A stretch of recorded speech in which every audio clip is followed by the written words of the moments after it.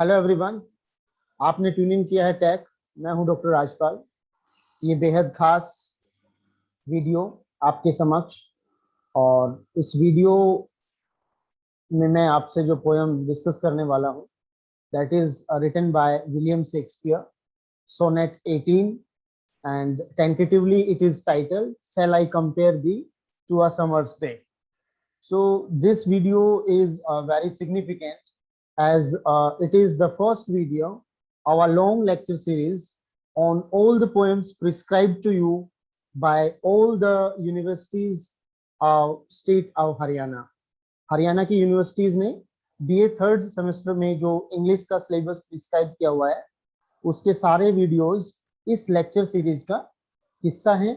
और इस पहले वीडियो में सबसे पहले मैं विलियम शेक्सपियर की shall I compare thee to a summer's day जो सोनेट है वो डिस्कस करने वाला हूं।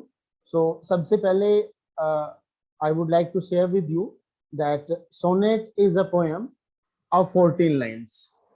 So Shakespearean sonnet is divided into 4 parts, 3 quatrains and the concluding couplet. So उसकी rhyme scheme भी per quatrain के हिसाब से अलग-अलग है.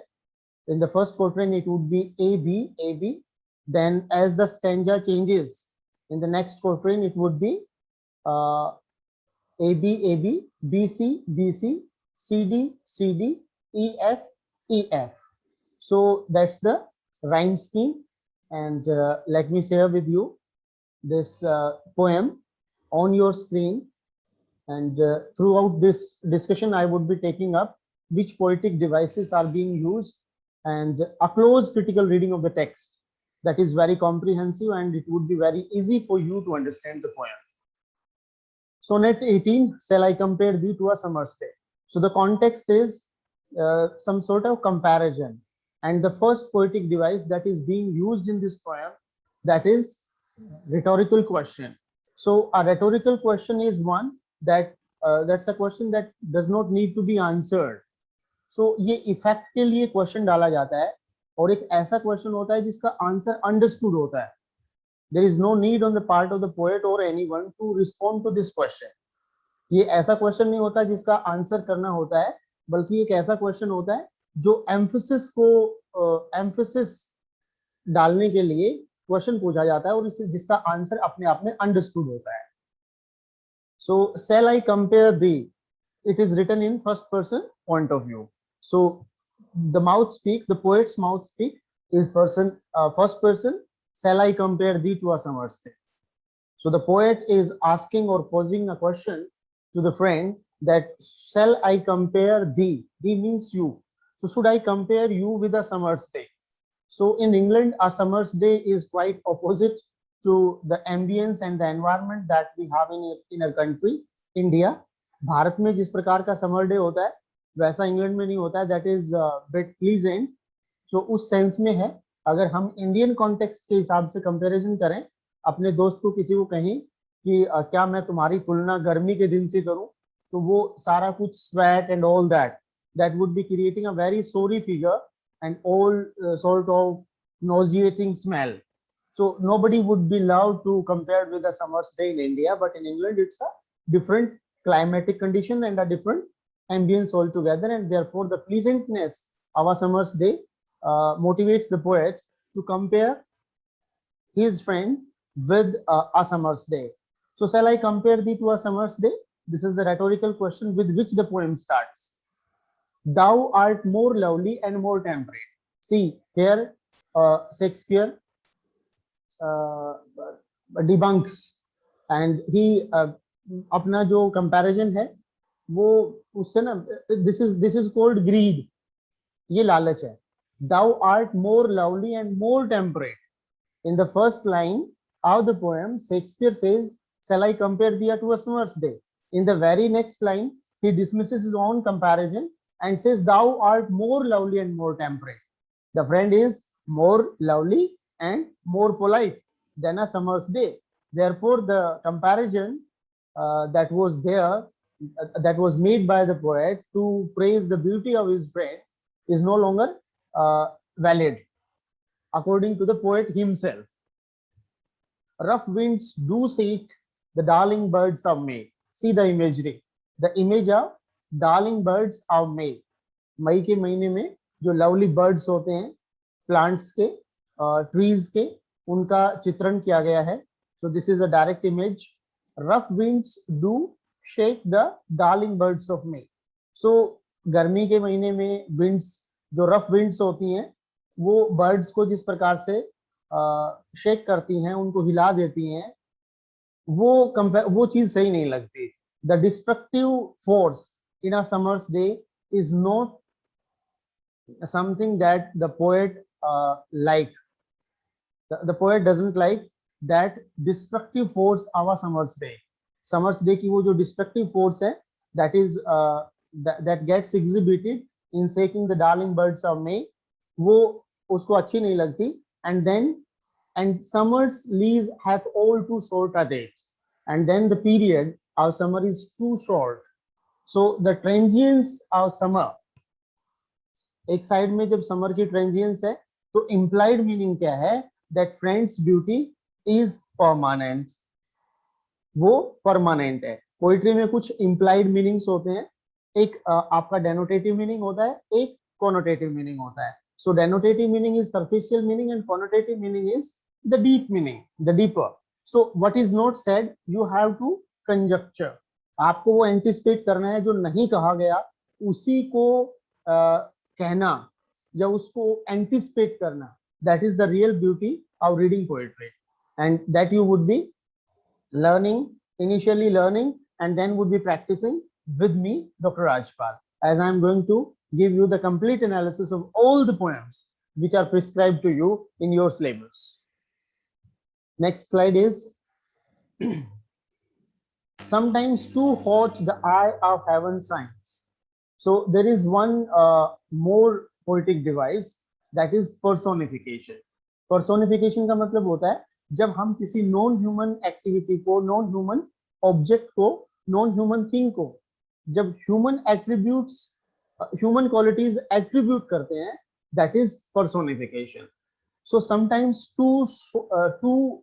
sometimes too hot the eye of heaven shines. So what is the eye of heaven? Sun. So अब वो sun है, that is not humanistic, but human quality is being attributed, that sun is the eye of heaven. स्वर्ग की जो आंख है वो सूर्य है. सो ये पर्सोनिफिकेशन यहाँ पे हो गया. Sometimes too hot the eye of heaven shines. So जो स्वर्ग की आंख है, कई बार वो ज्यादा शाइन करती है. And often is his gold complexion deemed. और इसका जो पर्सोनिफिकेशन किया गया सन का थ्रू आई ऑफ हेवन, उसमें आगे क्वालिटी क्या ऐड कर दी गई? उसका colour, that is gold colour, golden colour. And often is his gold complexion deemed. और काफी बार उसी सूर्य का जो गोल्डन कॉम्प्लेक्शन है, जो उसका सुनहरी रंग है, वो फीका पड़ जाता है. तो पोएट नहीं चाहेगा कि उसकी दोस्त की ब्यूटी फीकी पड़े, या वो डिस्ट्रक्टिव फोर्स में कन्वर्ट हो, या वो बहुत ज्यादा हीट दे. ये सारे मेटाफर्स उसको, पोएट को अच्छे नहीं लगते. इसीलिए वो इन पोएट्स को, इन मेटाफर्स को खड़ा करता है और फिर खुद धराशायी कर देता है. And even fair from fair sometimes declines. Even the most beautiful things, they are also declined in the summer season में जो सबसे खूबसूरत चीजें होती हैं वो भी डिक्लाइन हो जाती हैं. They also die. So the poet doesn't want that the beauty of his friend must fade away. Poet नहीं चाहता कि उसके दोस्त की जो ब्यूटी है वो किसी भी एंगल से कम हो. By chance or nature's changing course untrimmed. So the poets, the beauty of poet's friend, by chance or nature's changing course untrimmed, that should be always as it is. But so now this is the third quatrain, and it starts with a but. So that is juxtaposition. जो पूरा अब तक का proposed comparison है, उसको all together एक different angle से counter किया जाएगा. और जहाँ पे पोएट्री में बट आता है, it is most likely there there we see juxtaposition, बिल्कुल ऑपोजिट उसका कोर्स ऑफ थॉट चलता है।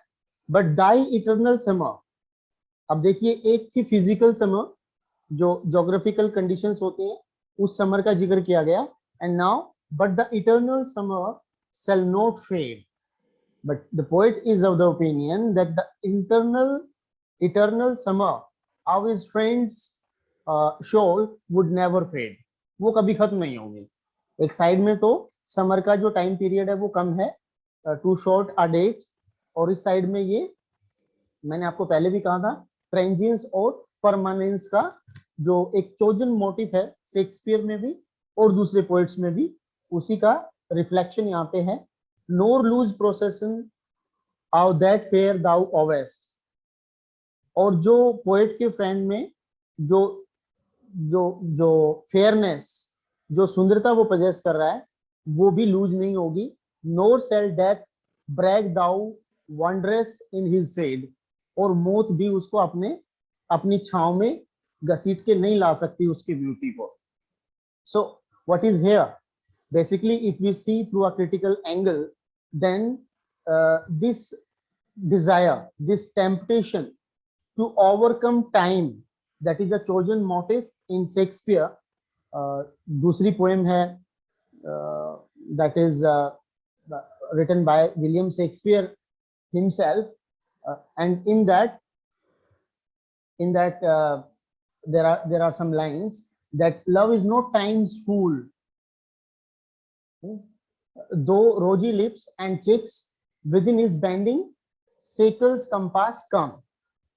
So this very line in another sonnet, उसमें भी यही है कि जो फिजिकल ब्यूटी है, love is no times fool, तो वहां पे लव को प्रोजेक्ट किया गया है as an overriding factor to time, कि समय से भी बड़ा क्या है, सच्चा प्यार है।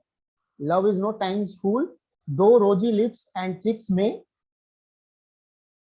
Chicks within the bending sickle's compass come, कि समय की जो दराती है उसकी कंपास में रोजी लिप्स और चिक्स आ सकते हैं।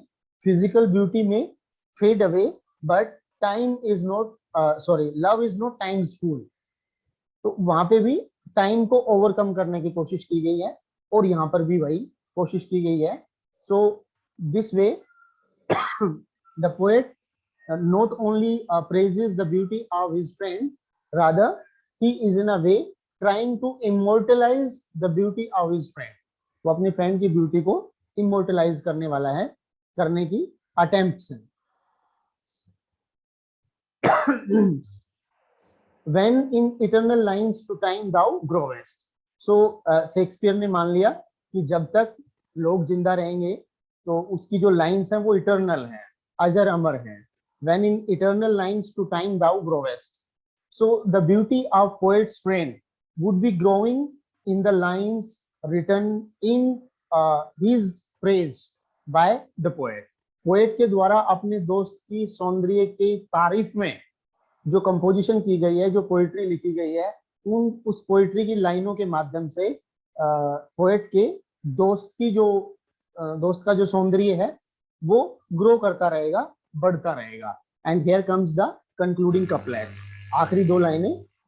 सो long as man can breathe or eyes can see, जब तक लोग अपनी आंखों से देख सकेंगे और ब्रीथ करेंगे, सांस लेंगे, so long lives this. So this is rather I should say this is not the confidence but the overconfidence of Shakespeare, कि जब तक लोगों की आंखें रहेंगी, जब तक लोग सांस लेंगे, so long lives this, जब तक लोग इस पोएम को पढ़ते रहेंगे, and this gives life to thee। और इसी पढ़ने में, इन लाइनों को पढ़ने के माध्यम से ही वो जो पोएट की ब्यूटी है उसको these lines would be giving life to poet's friend's beauty, जो पोएट का फ्रेंड है उसकी ब्यूटी को ये जीवन प्रदान करती रहेंगी लाइनें। So this has been the poem.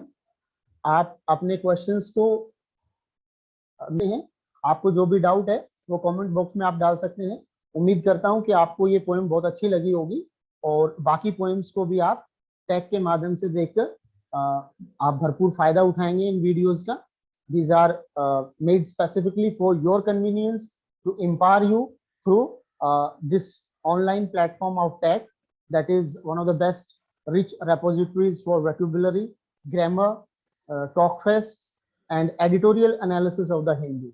So if you have not subscribed the channel, I would request you to like, share, comment, and subscribe so that you may be benefited out of the videos to come. Thank you for watching this. Stay tuned into tech. Thank you.